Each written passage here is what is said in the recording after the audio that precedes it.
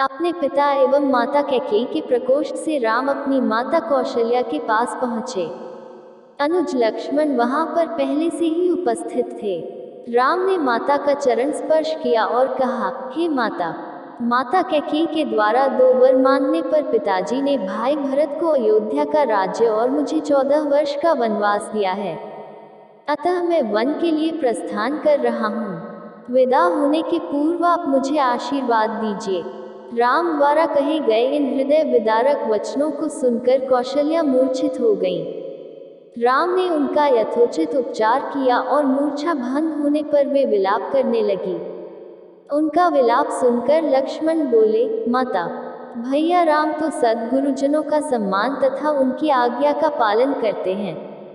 मैं समझ नहीं पा रहा हूँ कि मेरे देवता तुल्य भाई को किस अपराध में यह दंड दिया गया है।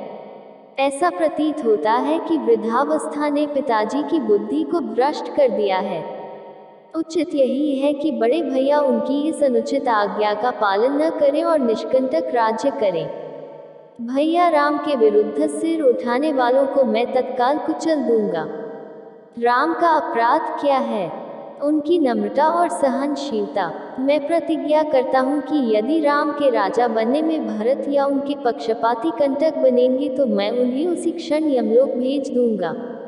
मैं भी उसी प्रकार आपके दुखों को दूर कर दूंगा जिस प्रकार से सूर्य अंधकार को मिटा देता है। लक्ष्मण के शब्दों से माता कौशल्या को ढांढस मिला और उन्होंने कहा, पुत्र राम, तुम्हारे छोटे भाई लक्ष्मण का कथन सत्य है। तुम मुझे इस प्रकार बिलखता छोड़कर वन के लिए प्रस्थान नहीं कर सकते। यदि पिता की आज्ञा का पालन करना तुम्हारा धर्म है तो माता की आज्ञा का पालन करना भी तुम्हारा धर्म ही है। मैं तुम्हें आज्ञा देती हूँ कि अयोध्या में रहकर मेरी सेवा करो। इस पर माता को धैर्य बंधाते हुए राम बोले, माता, आप इतनी दुर्बल कैसे हो गईं? ये आज आप कैसे वचन कह रही हैं? आपने ही तो मुझे बचपन से पिता की आज्ञा का पालन करने की शिक्षा दी है।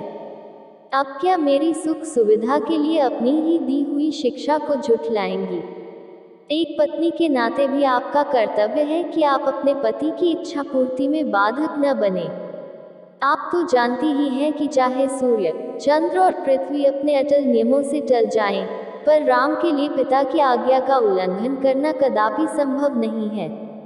मैं आपसे निवेदन करता हूँ कि आप प्रसन्न होकर मुझे वन जाने की आज्ञा प्रदान करें ताकि मुझे यह संतोष रहे कि मैंने माता और पिता दोनों ही की आज्ञा का पालन किया है।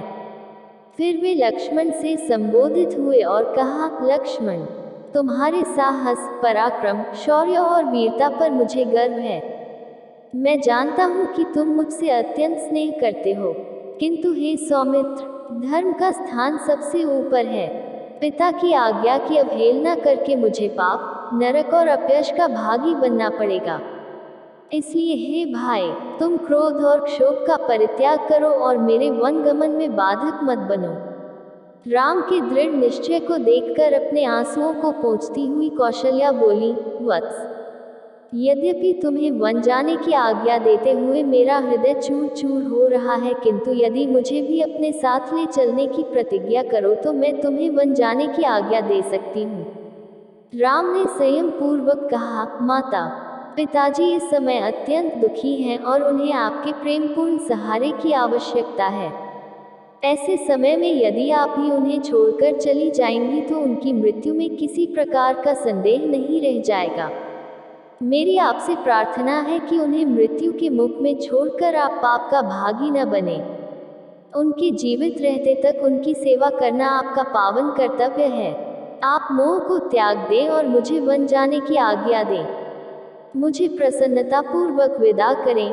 मैं वचन देता हूँ कि 14 वर्ष की अवधि बीतते ही मैं लौटकर आपके दर्शन करूँगा।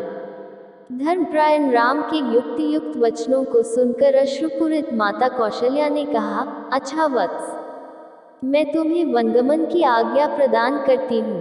परमात्मा तुम्हारे वनगमन को मंगलमय करें। फिर माता ने तत्काल ब्राह्मणों से हवन कराया और राम को हृदय से आशीर्वाद देते हुए विदा किया।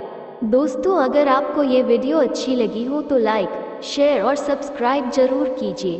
धन्यवाद।